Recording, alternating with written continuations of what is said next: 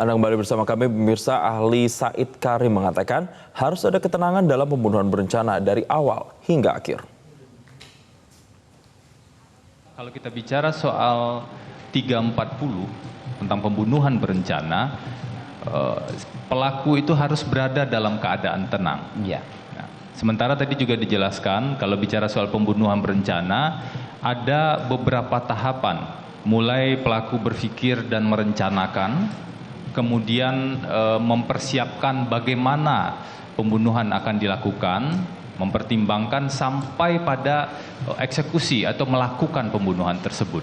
Dalam konteks tahapan-tahapan tadi, apakah keadaan tenang wajib dibuktikan mulai dari awal sampai akhir?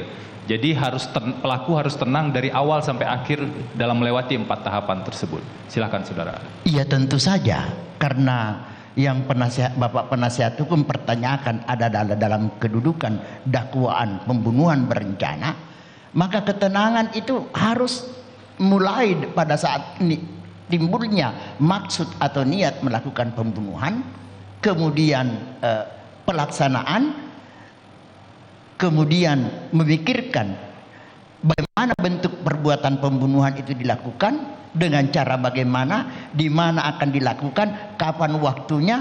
Tentu ini harus disyaratkan adanya ketenangan di dalam hal ini yang dilakukan oleh pelaku.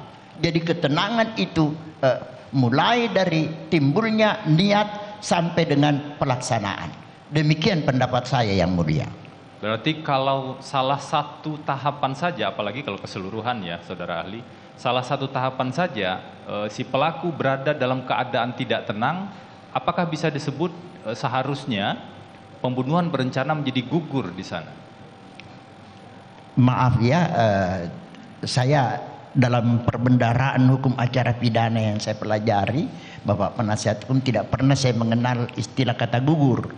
Tetapi yang berkenaan dengan dakwaan itu pada akhirnya sebenarnya dakwaan ketika telah dibacakan oleh penuntut umum itu, di situ kan ada hak dari penasihat hukum mengajukan eksepsi.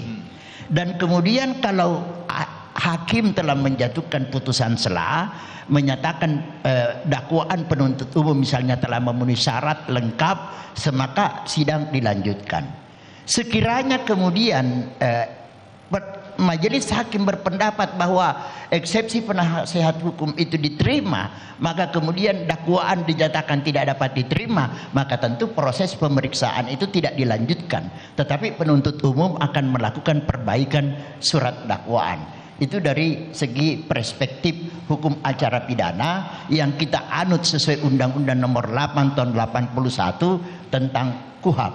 Nah, berkait menyangkut pembuktian, maka semua yang didakwakan penuntut umum itu termasuk elemen-elemen atau unsur-unsur pasal menjadi kewajiban penuntut umum untuk membuktikan di depan persidangan pengadilan.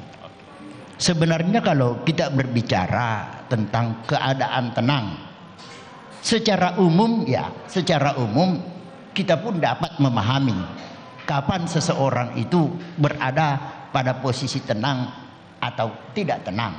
Tadi saya gambarkan, kalau terdakwa FS mendapatkan pemberitahuan seperti yang telah saya kemukakan tadi, sejak yang bersangkutan menerima pemberitahuan dari istrinya itu, saya yakin tidak ada ketenangan.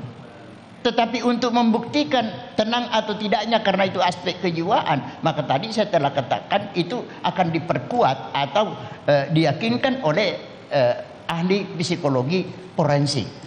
Nah, kalau bicara ketenangan, Pak, jangankan bahwa seseorang dia mendapat kabar suaminya diperkosa, baru Bapak berpikir dia bisa tenang. Bagaimana mungkin bisa tenang? Tidak usah jauh-jauh, Pak. Kita dengar saja, kita punya anak sakit, anak kita jatuh misalnya, atau tertabrak di depan rumah. Lagi-lagi mana yang bisa tenang? Itu baru satu contoh. Apalagi kalau benar peristiwa yang diterima oleh saudara terdakwa FS itu. Begitu pendapat saya.